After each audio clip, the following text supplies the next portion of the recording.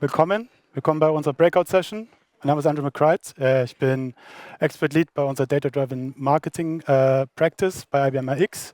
Mit meinem Kollegen Michael Frey von der Content and Workflow Practice wollen wir heute über das Thema sprechen, der Shift, der Wandel von der klassischen Suchmaschinensuche zur AI-Search, sprich ChatGPT und Co. Danke. Also, bin mir sicher, ihr habt heute schon sehr viel über AI gehört und wir wollen halt ein bisschen so einen anderen Winkel, hoffentlich eine andere Perspektive reinbringen, als was ihr heute schon gehört habt. Und zwar, wie ist es denn, wenn jetzt der klassische wie finden Kunden euch heute, wenn es nicht mehr über die klassische Suchmaschine Google, Bing und Co. geht, sondern eben über ChatGPT und so weiter. Und ich werde da kurz drüber reden und am Ende wird dann Michael drüber reden, wie können wir uns dann auch skalierbar darauf vorbereiten, um genug Content auch zu haben. Oh. Genau. Und was hat sich denn jetzt geändert? Oder was ändert sich denn jetzt durch die Nutzung von ChatGPT, Claude, Perplexity? Also ich werde es nicht immer aufzählen, aber im Endeffekt, was sich geändert hat, ist, dass komplexe Themen werden vereinfacht dargestellt. Also das ist besonders wichtig, wenn ich jetzt ein Produkt habe, das viel Erklärungsbedarf hat.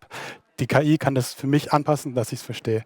Und das ist der zweite Punkt, dass die KI oder AI, ich hüpfe immer zwischen den beiden Begriffen, ich hoffe, ihr verzeiht mir, dass die KI auch basierend auf meines Wissensstand oder auf meines Levels auch mir eine Antwort geben kann. Ja, also in meinem Prompt sage ich ja schon, ich bin ein absoluter Einsteiger, bitte gib mir einen Step-to-Step-Guide. Oder ich bin absoluter Experte, ich brauche die technischen Specs, ich brauche die API-Dokumentation etc. Aber neben dem Wissensstand kann die KI sich auch auf die Situation einlassen. Also es geht nicht nur darum, ich brauche die besten 3 Lösungen, sondern ich habe ein Team von 10 Leuten, ich habe ein Budget von X, das ist meine Problemlösung, welches Tool passt am besten? Also wir haben immer diese 3 Aspekte in einem Chat. Ja? Und ich wollte jetzt ja auch nochmal den klassischen Funnel mitnehmen, also den wir alle kennen, also von Awareness, also den Bedarf entdecken, bis ich recherchiere und dann auch tatsächlich oder ich vergleiche Preise und komme dann tatsächlich zu dem Kauf. Das ist ja alles, was wir kennen. Also das kennen wir alle schon. Ja? Und unser Content, unser Inhalt, den wir auf der Webseite haben, den wir in unseren Marketingkampagnen haben, den wir in Ads haben, ist darauf abgestimmt, den Nutzer in jedem Schritt dieser Journey abzuholen, ihm die richtige Antwort zu geben und zu sagen, hey, wir haben das richtige Produkt für dich. Genau da, wo er einfach gerade ist in der Reise. Und was sich halt jetzt ändert, ist, dass die Nutzer, also genau, vielleicht noch dazu zu sagen, es gibt einfach dadurch in der klassischen Customer Journey sehr viele Touchpoints, ja, mit dem der Kunde mit uns in Kontakt treten kann, mit dem wir in Kontakt treten können und ihm Informationen geben können. Ja.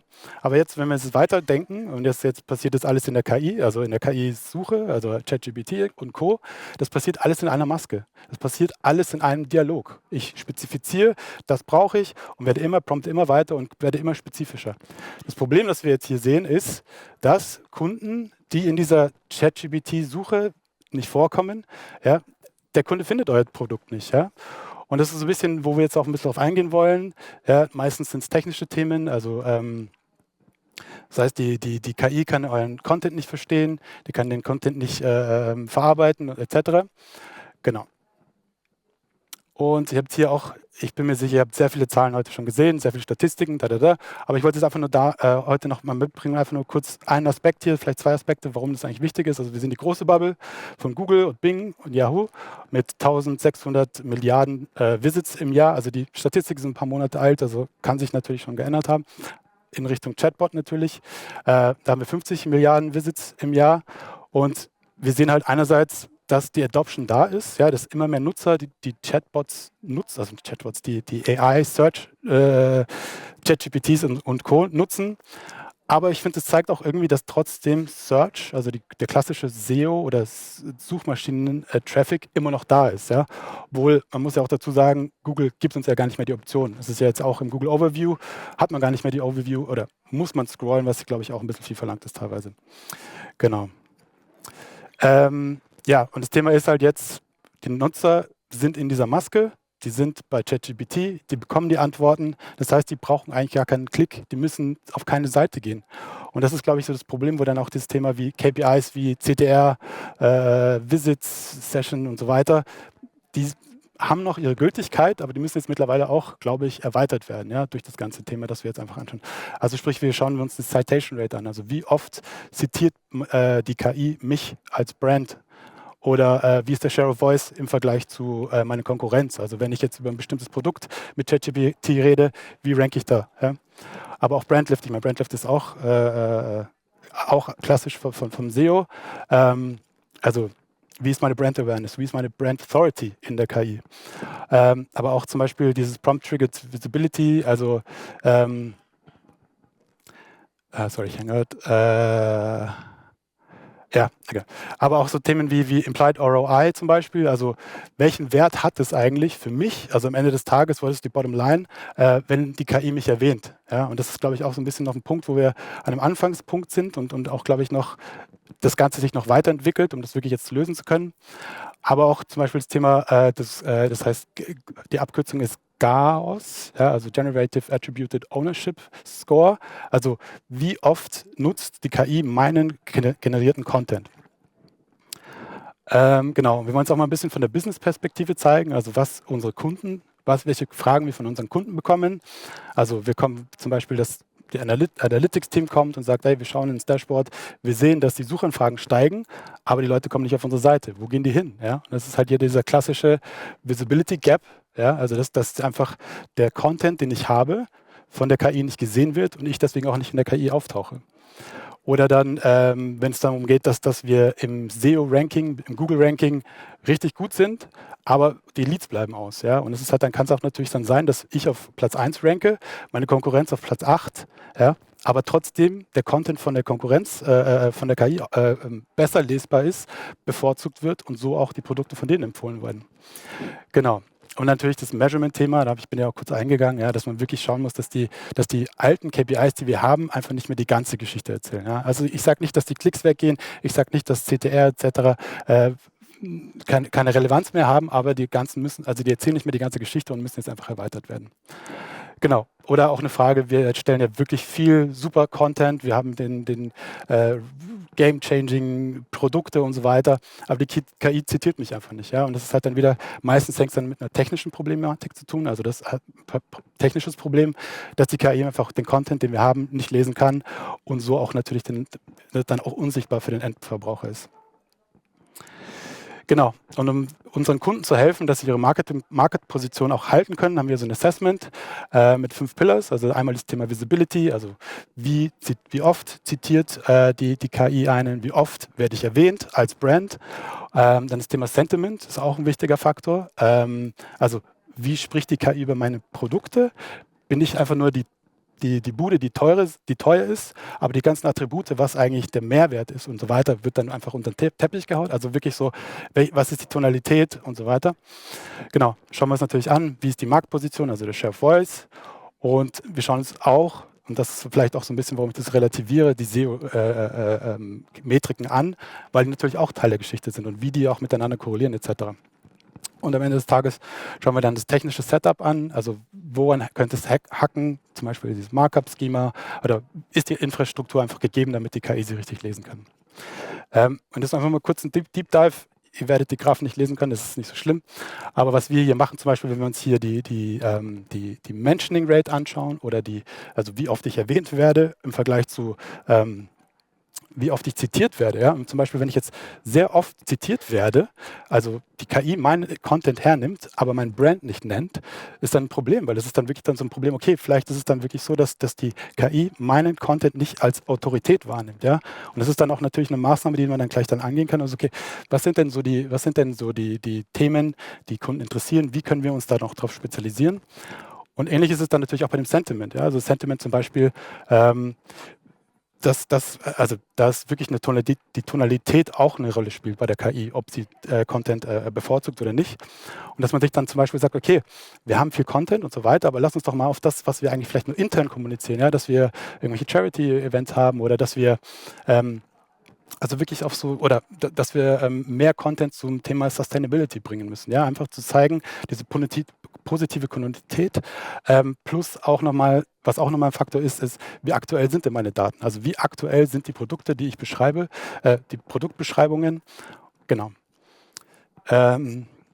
Genau, dann nehmen wir das Thema Share of Voice, also wir schauen uns an, wie oft werde ich erwähnt von der KI im Vergleich zur Konkurrenz.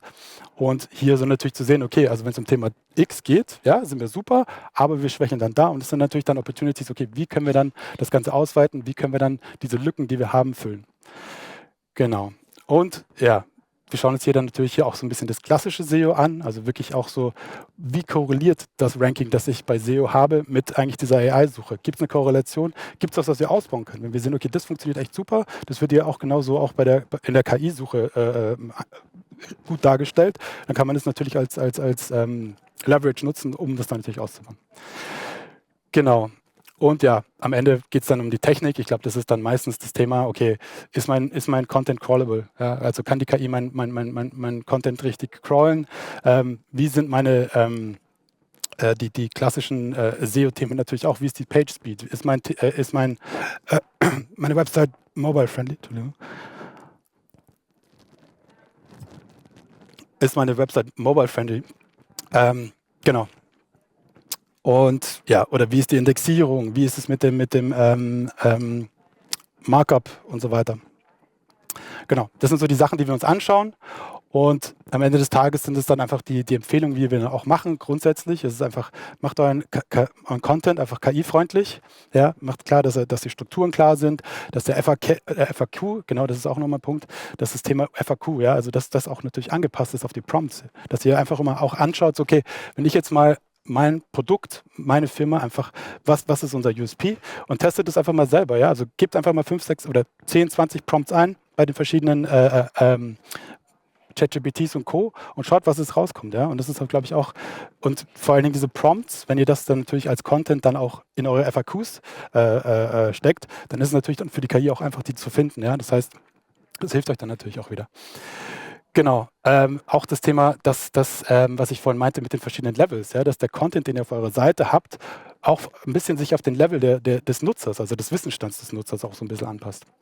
Genau, dann Thema natürlich die technische Foundation. Ich glaube, das ist so der Low-Hanging Fruit, würde ich sagen. Also wenn das Thema einfach, wir haben das Proper Markup mit genug Informationen, die Daten sind strukturiert, wir haben natürlich die Website, die schnell genug ist und mobile-friendly ist. Und dann natürlich hier das Thema Measure und Test. Also das ist wirklich so, wie ich einfach sage, testet einfach mal. Ja? Und das ist wirklich auch was, wo man am Ball bleiben muss, weil es ändert sich ja ständig. Ja? Tatsächlich, dass man einfach sagt, okay, das sind so unsere USPs, das ist das Wichtigste. Ballern wir das jetzt einfach mal in die verschiedenen KI-Tools rein und schauen, wie ranken wir im Vergleich. Und so könnt ihr natürlich dann auch messen, okay, wenn ihr dann bestimmte Maßnahmen trifft, was positiv oder negativ auswirkt. Ja, genau. Und das Thema Sentiment hatte ich ja auch kurz angesprochen. Also es ist wirklich so, dass diese Tonalität grundsätzlich, also für die KI auch ein Faktor ist, wie vertrauenswürdig sie eine Quelle darsieht. Ja? Ob es jetzt eher positiv oder negativ, also wenn es eher positiv ist, genau. Genau. Also ihr habt schon gemerkt, also dieses Grundsätzliche geht es sehr, sehr, sehr viel um Content und ich glaube, dann kommt jetzt auch, gebe ich auch gleich zu meinem Kollegen über. Das ist ja auch jetzt auch ein Thema des Budgets, der Ressourcen und da hat der Michi die richtige Antwort. Alles klar. Ja, also Andrew hat jetzt viel drüber gesprochen, was wir brauchen, Content. Wir haben es heute, glaube ich, schon ein paar Mal gehört. Wie macht man das überhaupt? Also wir gehen weg von Keywords hin zu Conversational Content. Content wird komplexer, muss wirklich Fragen beantworten und nicht einfach nur eine Liste abgreifen. Wir haben nicht ein Tool, das jetzt wirklich den Lead vorgibt und was funktioniert, sondern ganz viele verschiedene. Perplexity, Gemini, Copilot, lange Liste und die ändern sich auch ständig. Und was das macht, ist sehr einen hohen Druck auf das Content-Team, das jetzt eigentlich den Content erstellen soll, überarbeiten soll und das auch sehr regelmäßig. Also die Frage ist jetzt nicht mehr, machen wir das jetzt jedes Monat, wie schnell müssen wir es machen, müssen wir es jede Woche machen, müssen wir es vielleicht täglich machen, auf neue Trends reagieren. Es wäre natürlich toll, wenn wir eine Lösung hätten, mit der wir den Content generieren können, dann einfach anpassen für alle Personas, für alle Channels, für jeden Moment, so schnell wie möglich. Intelligent Content Supply Chain klingt nach einer guten Lösung. Also wenn die Content Supply Chain wirklich effizient aufgesetzt ist und mit Intelligent und auch mit Generative AI enhanced ist, haben wir von der Planung, Storage, Distribution und auch das gesamte Tracking am Ende hört sich gut an. Aber wenn man sich jetzt so ein bisschen selbst überlegt, auch für ein Unternehmen, wie gut funktioniert denn wirklich die Supply Chain? Oder wie gut funktioniert die Content Supply Chain? Kann sie das wirklich auch alles? Und funktioniert auch wirklich alles? Gibt es vielleicht das ein oder andere Content-Problem, das man doch manchmal hat? Also was wir sehen, ist, dass sehr viele Content-Probleme nicht zwingend technische Probleme sind, sondern eher organisatorische Probleme. Also wenn man jetzt an seine Organisation denkt, ist so, dass Organisationen in den meisten Fällen, also eine Firma, das können jetzt Business Units sein, das können Teams sein, das können Abteilungen sein, in verschiedene Abteilungen aufgebaut ist, verschiedene Teile aufgebaut ist, mit dem Ziel, spezialisiert zu sein. Das heißt, die einzelnen Abteilungen haben ein gewisses Ziel. Wie oft kommt es vor, dass vielleicht Marketing nicht mit Sales spricht, dass Produktteams eigene Streams haben, dass es verschiedene Marketing-Channels gibt. Es gibt ein eigenes Team, das macht die Website, es gibt ein eigenes Team, das macht E-Mail, es gibt ein eigenes Team, das macht Social. Generell ist so die Realität dann so aus, wie ich es hier auf dem Bild habe. Also jeder hat so seine kleine Content Supply Chain dort drinnen. Und was wirklich wichtig ist, damit es funktioniert, ist eigentlich, dass wir übergreifende KPIs haben. Weil hier sind wir davon abhängig, wie die einzelnen KPIs in den einzelnen Boxen sind, ob man überhaupt die Daten teilt mit dem nächsten. Oder wenn es jetzt in einem Markt eine gute Kampagne gibt, ob die es wirklich schafft, dass in den nächsten Markt auch kommt, ob man die Asset dort findet. Das nächste Challenge ist, es ist nicht klar definiert, wer jetzt die Content Supply Chain ownt. Also die Firmenstruktur in den meisten Fällen oder die Unternehmensstruktur in den meisten Fällen ist aufgebaut nach diesen Boxen und nach den Unternehmenszielen. Die Content Supply Chain geht über diese Unternehmensziele drüber und es sollte auch einen Owner geben. Wahrscheinlich auch C-Level, vielleicht ein CMO. Wenn es ganz, ganz viele gibt, everybody owns it, if everybody owns it, nobody owns it. Dann gibt es kein Ziel, dann gibt es keine Steuerung. Und dann ist es auch ganz, ganz schwierig, dass man diese Ziele auch erreicht, wenn es nicht wirklich vorgegeben sind. Also die Dinge, die gemacht werden sollten, damit wir jetzt eine wirklich effiziente Content Supply Chain, Intelligent Content Supply Chain aufsetzen, ist Align on Shared Goals. Und nicht in der Business Unit, sondern wirklich übergreifend. Und auch wirklich abdecken, inwiefern dieser Content, und wir haben es vom Andrew gehört, wie wichtig das ist, dass man auch gesehen wird, für Sales, für Marketing, für eigentlich alles, welchen Beitrag der Content leistet am Unternehmenserfolg. Das nächste ist die Taxonomie. Also was natürlich oft passiert ist, dass die einzelnen Boxen gar nicht miteinander sprechen können über die Daten. Weil jeder von denen hat seine eigene Taxonomie, es gibt keine übergreifende Taxonomie. Die Workflows sind nicht connected, also es scheitert daran, dass eventuell die Assets oder Dokumente oder Daten oder Content von einem Ende zum anderen Ende fließen und dass die Analytics-Informationen zurückfließen. Also man wirklich dann aus dem Analytics die Informationen ziehen kann, was hat das Asset gekostet, was hat es am Ende gebracht und dass man dann Entscheidungen daraus treffen kann. Und dann habe ich noch, das ist jetzt Dataflow, 2 Punkte Richtung, also wenn man dann daraus die Intelligent Content Supply Chain machen wolle, sind 2 Dinge ganz wichtig. Das eine ist, dass man die Personen abholt, die Kollegen abholt, dass die auch empowered sind, dass sie mit den Tools arbeiten können, also das Verstehen, Schulungen, Enablement, auch die Tools zur Verfügung stellen. Und das zweite ist, dass man den Foundational Layer für die AI legt.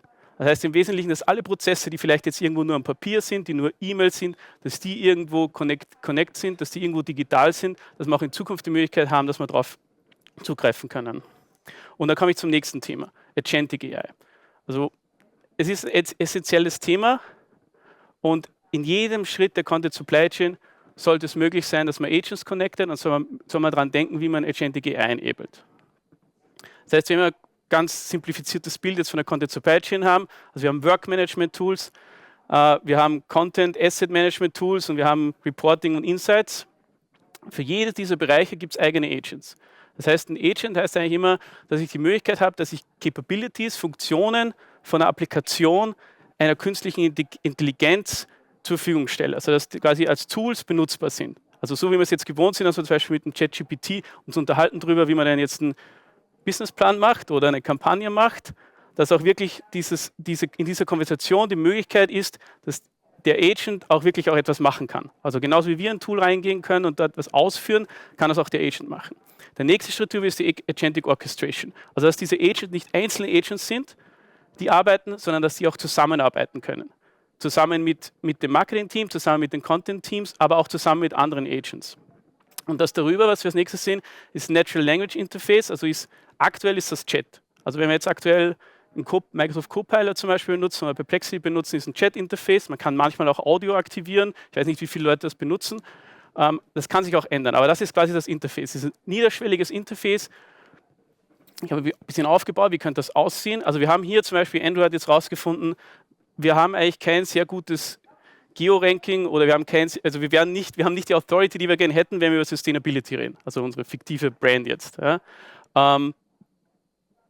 Wir haben guten Content für Sustainability, aber es scheint irgendwie nicht auf. Das heißt, wenn wir die Erwartungshaltung an eine Intelligent Content Supply Chain wäre jetzt, dass wir die Möglichkeit haben, dass wir niederschwellig uns das Problem ansehen können, und das machen vielleicht schon viele auch. Man fragt vielleicht sein Tool und sagt, okay, was könnte man denn da machen? Ja? Landingpage wäre vielleicht gut, FAQ updaten wäre wahrscheinlich gut.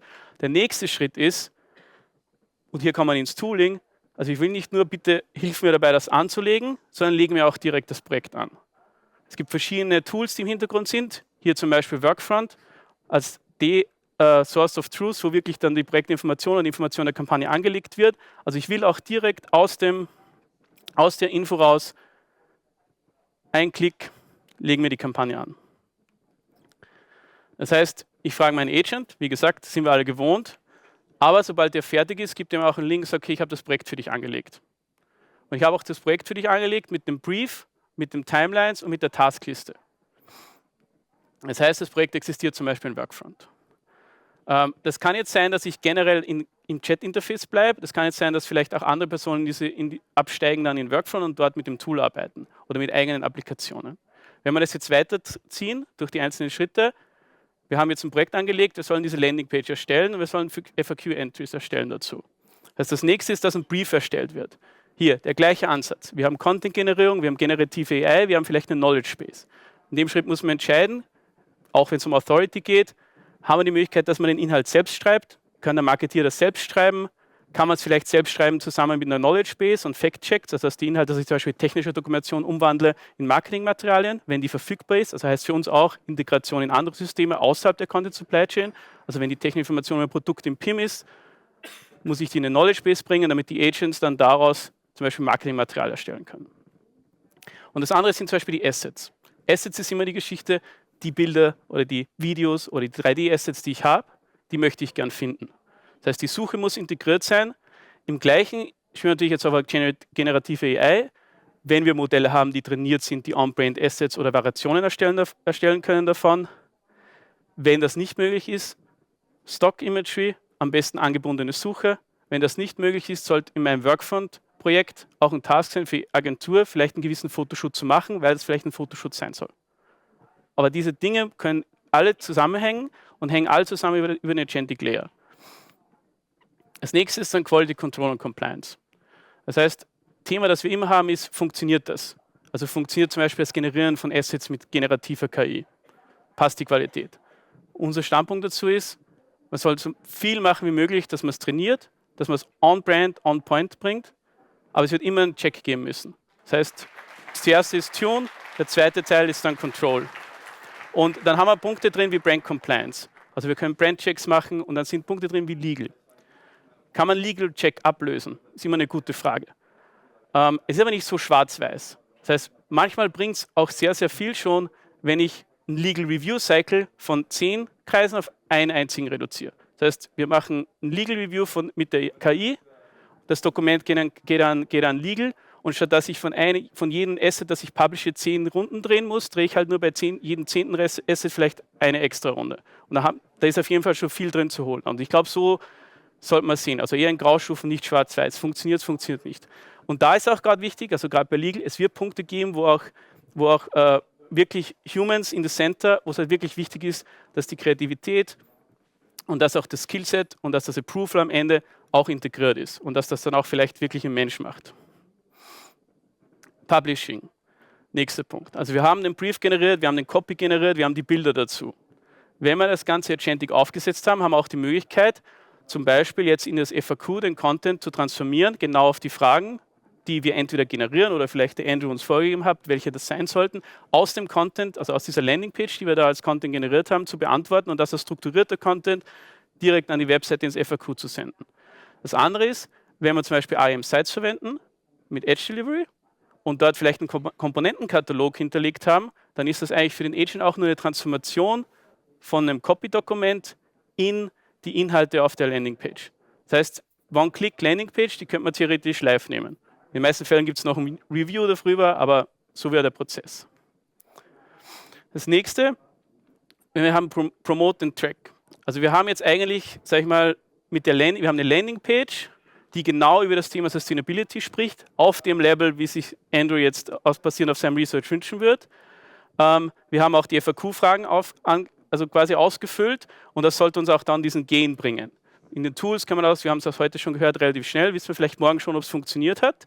Das nächste also ist, wir haben auch sehr wertvollen Content erstellt. Also wir haben einen hochwertigen Content erstellt, der über Sustainability redet.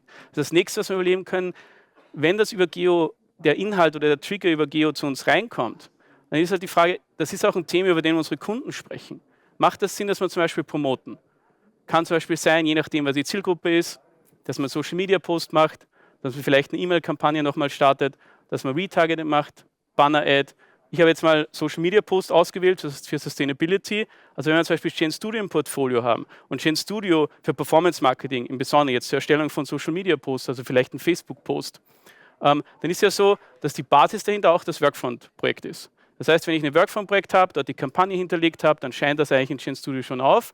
Und ich kann dort zum Beispiel mit den Assets, die ich erstellt habe, oder vielleicht auch mit Assets, die ich basierend auf den Assets, die ich erstellt habe, abgewandelt, auch gleich einen Post machen dazu. Also die vielleicht auf die Seite leitet oder die Inhalte aufbringt, die ich dort schreibe. Das wäre genau genommen, also so hat mir zumindest der Andrew erklärt, löst das nicht das Geo-Problem.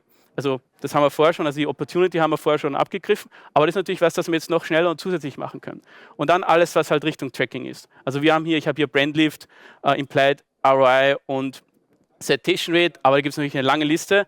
Das ist auch Andrew, der Experte, was genau von diesen Inhalten wir dann abfragen, aber da geht es halt wieder zurück in den Zyklus.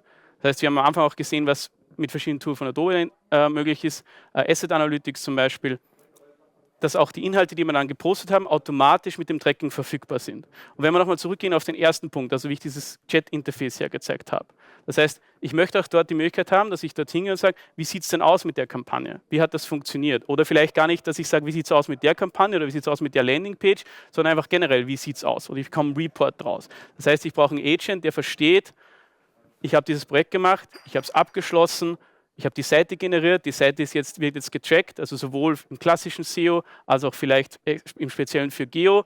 Und ich bekomme einen Report dazu, wie sich mein Ranking zum Beispiel oder die Citation Rate oder vielleicht auch meine Brand-Wahrnehmung, die Wahrnehmung von meiner Brand im Kontext von Sustainability, im Kontext von meinem Produkt verändert hat. Aber ich glaube, das, was ganz wichtig ist, das zu verstehen, ist, dass wir haben die Technologien, wir haben die Produkte. Damit es funktioniert, müssen wir die richtigen KPIs definieren, die richtigen Ziele definieren. Und es ist super wichtig, dass wir das auf das nächste Level bringen, dass quasi für die Produkte, die wir haben, die Agents zur Verfügung haben und dass die Agents die Möglichkeit haben, dass die auch miteinander kollaborieren.